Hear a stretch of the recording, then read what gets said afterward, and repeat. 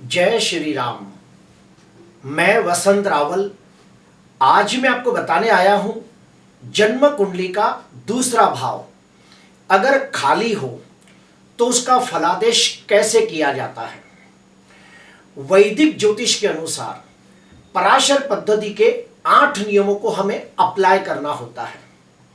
इन 8 नियमों को अप्लाई करने के बाद हमें पता चलता है कि धन भाव शुभ स्थिति में है या अशुभ स्थिति में है, वो हिसाब से उसका फलादेश किया जाता है।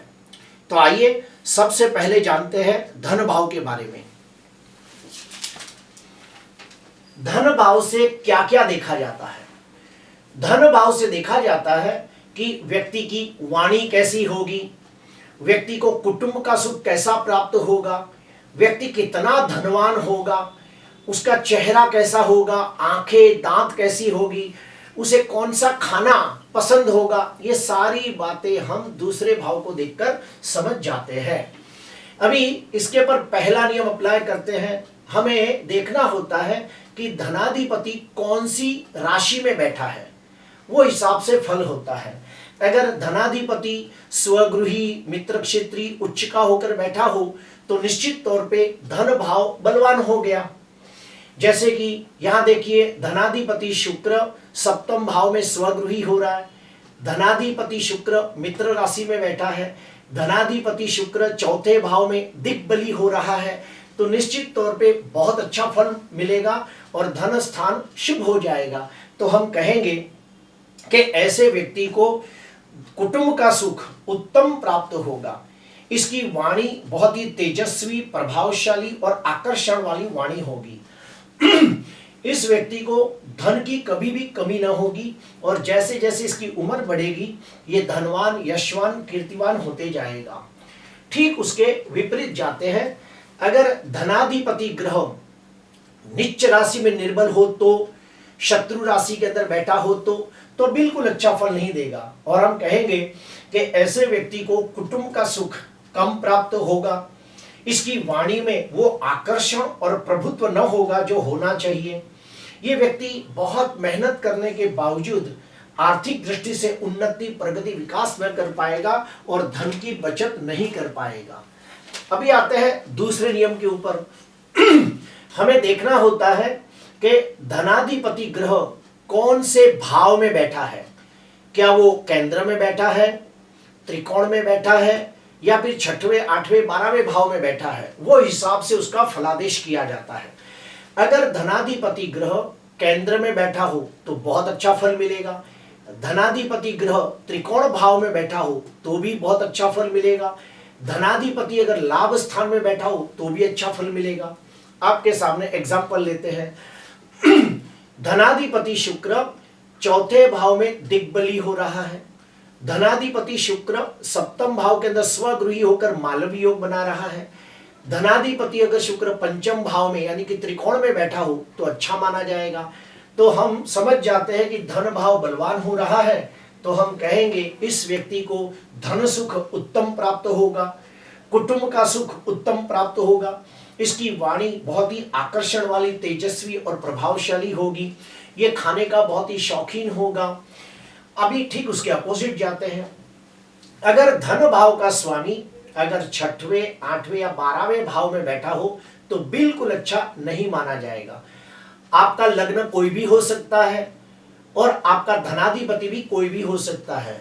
आपका धनाधिपति सूर्य, चंद्र, मंगल, बुध, गुरु, शुक्र, शनि, कोई भी ग्रह आपका धनाधिपति हो सकता है।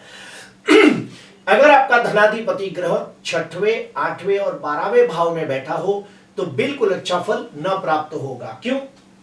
क्योंकि जो 6वां भाव है ये ऋण, रोग और शत्रु का होता है। जो 8वां भाव है ये अकस्मात, मानहानि, बदनामी, मृत्यु, असाध्य रोग, ये सब चीजों का होता है। और जो 12वां भाव ये बंधन का होता है, यानी कि हॉस्पिटल का बंधन, जेल का बंधन, लाचारी का बंधन, कर्जा, खर्च, ये सब चीजों का होता है। तो जब धनाधिपति ग्रह 6वें, 8वें या 12वें भाव में बैठा हो, त्रिक भाव में बैठा हो, तो बिल्कुल अच्छा फल नहीं मिलेगा और हम कहेंगे कि ये व्यक्ति को कुटुंब का सुख अच्छा प्राप्त न होगा, इसकी वाणी अच्छी न होगी, इसकी वाणी में बहुत ही कर्कशता होगी, ये लोगों के साथ अच्छी तरह बात न करेगा और इसका बहुत मेहनत करने के बावजूद इसके पास घर में धन की बचत न होगी। अभी आते हैं तीसरा नियम। हमें देखना होता है कि धन भाव के ऊपर शुभ ग्रहों की दृष्टि है या धन भाव के ऊपर अशुभ ग्रहों की दृष्टि है, वो हमें देखना होता है। तो आपके सामने देखिए यहाँ कर्क लग्न की कुंडली है जिसके अंदर हम ये नियम अप्लाई करेंगे। तो देखिए जो धन भाव का जो धन भाव है उसके ऊपर आप देखिए गुरु की 5वीं दृष्टि पड़ रही है, 1 2 3 4 5। तो गुरु की 5वीं दृष्टि धन भाव पर पड़ रही है तो ये बहुत अच्छा माना जाएगा। शुक्र की 7वीं दृष्टि धन भाव पर पड़ रही है तो ये भी बहुत अच्छा माना जाएगा। तो हम कहेंगे कि इस व्यक्ति को, ये व्यक्ति दिखने में बहुत ही सुंदर होगा, आकर्षक होगा, तेजस्वी होगा, ये व्यक्ति की आंखें बहुत ही सुंदर होगी, दांत बहुत अच्छे होंगे, ऐसे व्यक्ति को कुटुंब का सुख उत्तम प्राप्त होगा और ये अपने कुटुंब के मान सम्मान में वृद्धि करेगा। ये व्यक्ति सात्विक भोजन करने वाला होगा और धर्म संगत बातें करने वाला होगा। ठीक उसके अपोजिट जाते हैं, अगर धन भाव के ऊपर पाप ग्रहों की दृष्टि हो तो बिल्कुल अच्छा नहीं माना जाएगा। जैसे कि मान लो धन भाव के ऊपर मंगल की 4थी दृष्टि पड़ती हो, शनि की 3री दृष्टि पड़ती हो, उसके बाद यहाँ मान लो यहाँ से राहु बैठ के 5वीं दृष्टि से देख रहा हो तो बिल्कुल अच्छा न माना जाएगा। यानी कि धन भाव के ऊपर शनि मंगल राहु केतु जैसे पाप ग्रहों की दृष्टि पड़ती हो तो धन भाव कमजोर हो जाता है और हम कहेंगे कि ऐसे व्यक्ति गुस्से में आकर अनुचित शब्दों का उपयोग करेंगे, अपमानित शब्दों का उपयोग करेंगे। ऐसे व्यक्ति अपने कुटुंब के साथ ठीक से रहेंगे नहीं, हमेशा कुटुंब के सभ्यों के साथ मतभेद, टकराव, खिटपिट, लड़ाई झगड़ा करेंगे। ऐसे व्यक्ति चाहकर भी धन की बचत नहीं कर पाएंगे और इन्हें दांतों का सड़न लग सकता है, इनके मसूड़े खराब हो सकते हैं, ये सब हम देखते हैं। अभी आते हैं चौथा नियम। अभी हमने देखना होता है कि जो धनाधिपति ग्रह है क्या वो कोई राजयोग बना रहा है या कोई अशुभ योग बना रहा है। जैसे कि एग्जाम्पल लेते हैं, कर्क लग्न की कुंडली के अंदर जो धनाधिपति सूर्य है ये 10म भाव के अंदर दिग्बली हो रहा है। धनाधिपति सूर्य 10म भाव के अंदर उच्चका होकर बैठा है। धनाधिपति सूर्य उच्चका होकर गुरु के साथ युति करके धर्मात्मा योग बना रहा है तो निश्चित तौर पे धन भाव बलवान हो गया। दूसरा एग्जाम्पल देता हूं, धनाधिपति सूर्य लग्न भाव में ही बुध के साथ बुध आदित्य योग बना रहा है तो निश्चित तौर पे राजयोग होने की वजह से धन भाव बलवान हो गया। तीसरा एग्जाम्पल देता हूं कि अगर धनाधिपति सूर्य के दूसरे और 12वें भाव के अंदर ग्रह बैठे हो राहु केतु और चंद्र को छोड़कर तो वेशी वाशी उभयचरी नाम के राजयोग बनते हैं। तो ऐसी स्थिति में हम कह सकते हैं कि धन भाव का स्वामी राजयोग निर्माण कर रहा है तो धन भाव बलवान हो गया।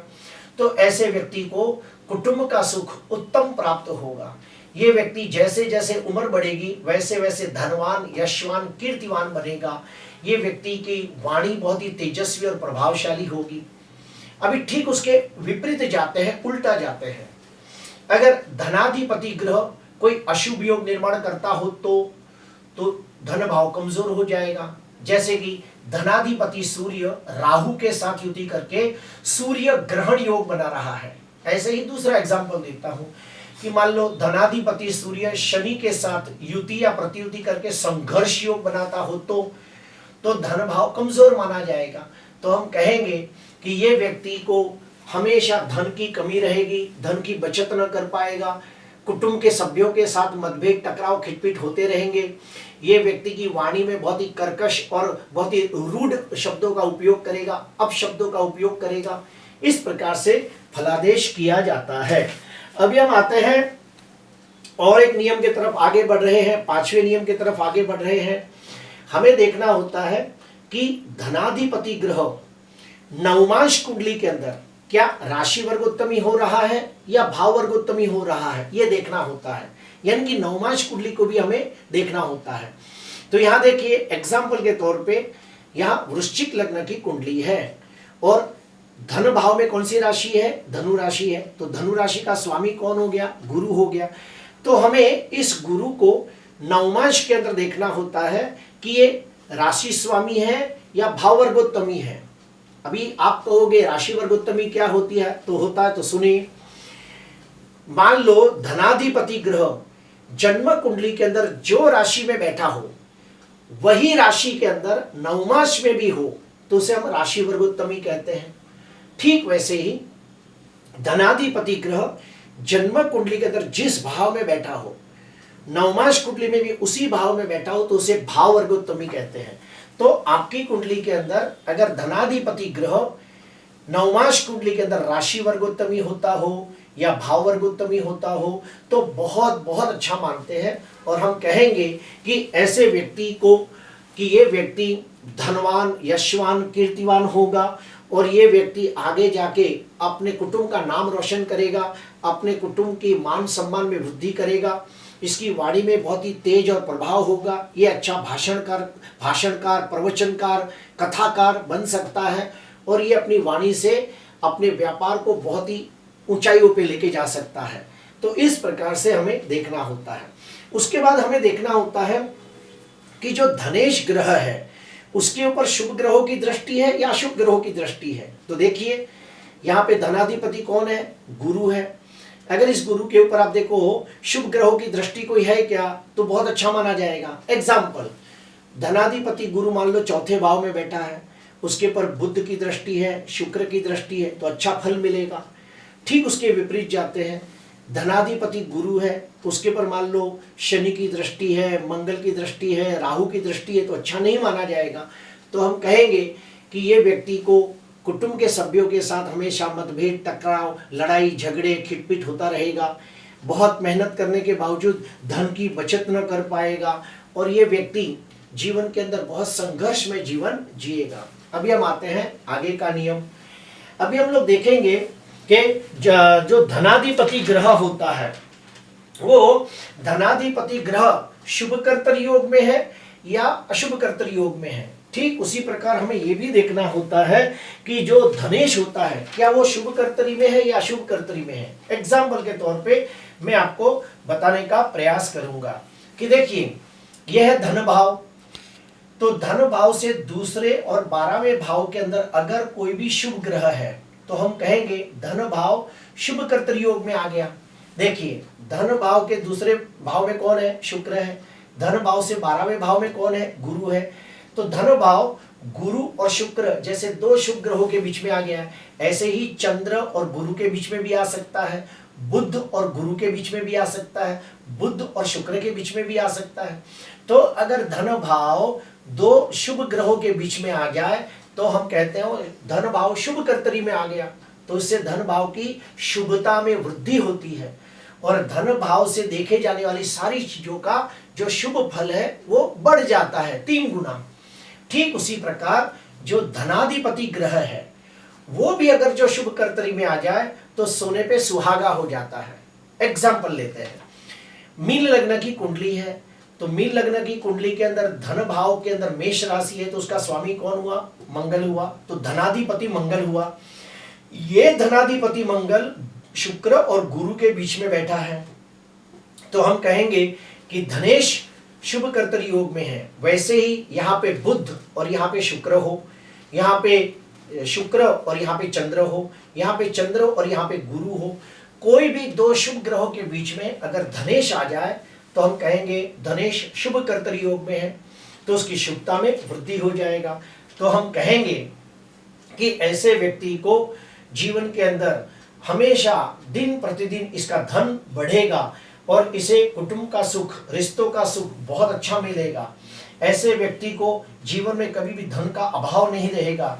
ये अपने अच्छे कर्मों की वजह से अपने कुटुंब का नाम रोशन करेंगे और समाज के अंदर मान सम्मान में वृद्धि करेंगे।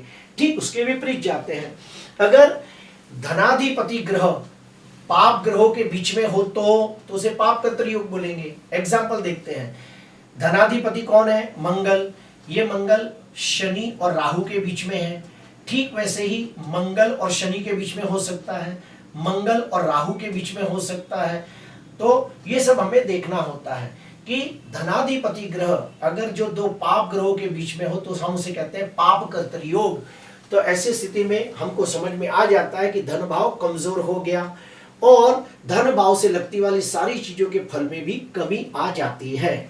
आखिरी में हम लोग आते हैं, हमें देखना होता है कि जो धन भाव है उसका स्वामी है, उसका षड्बल कैसा है, वो षड्बल के हिसाब से भी हमें फलादेश करना होता है। और आखिरी हमें यह भी देखना होता है कि जो जन्म कुंडली के अंदर धन भाव खाली है, क्या नवमाश कुंडली के अंदर धन भाव के अंदर कोई ग्रह बैठा है तो वो ग्रह अपना फल देगा। जो जन्म कुंडली में जो धन भाव खाली है वो भाव का स्वामी यानी कि धनाधिपति षोडशांश कुंडली के अंदर, षोडश वर्ग कुंडलियों के अंदर कैसी स्थिति में है वो हिसाब से हमें फलादेश करना होता है। प्रिय दर्शकों, अगर धन भाव खाली हो और अगर कुंडली का कोई कारक ग्रह अगर धन भाव को देखता हो तो वो भी अपना उतना ही फल देगा जितना धनेश फल देता है। प्रिय दर्शकों, ये सारी बातों का फल कब देखने को मिलता है? जब धनाधिपति की महादशा, अंतरदशा, प्रत्युंत दशा, सूक्ष्म दशा, प्राण दशा, ये सब दशाएं आती है, तब हमारे को उस भाव से लगती सारी चीजों का फल देखने को मिलता है। प्रिय दर्शकों, आज मैंने आपको बताने की कोशिश की कि वैदिक ज्योतिष के अंदर पराशर के नियम अनुसार धन भाव अगर खाली हो तो उसका फलादेश कैसे किया जाता है। अगर आपको वीडियो अच्छा लगा हो तो जरूर लाइक करना, सब्सक्राइब करना, और कोई भी अगर आपका प्रश्न हो तो आप कमेंट में लिख के बता सकते हो, मैं जवाब देने का प्रयास करूंगा। नमस्कार।